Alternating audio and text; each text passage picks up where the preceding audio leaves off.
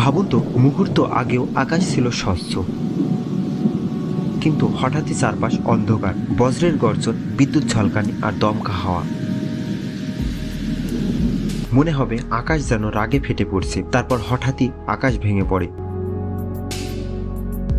অসীম জলধারা একসাথে নেমে আসে পৃথিবীর বুকে। এটি হলো ক্লাউড বাস্ট, প্রকৃতির এক রহস্যময় রুদ্র রূপ। অল্প সময়ে এত বেশি পানি ঝরে পড়ে যে কয়েক মিনিটে বদলে যেতে পারে পুরো এলাকার চেহারা, সৃষ্টি করতে পারে হঠাৎ বন্যা আর ধ্বংসস্তূপ। কিন্তু এখন প্রশ্ন হলো, কেন হয় ক্লাউড বাস্ট?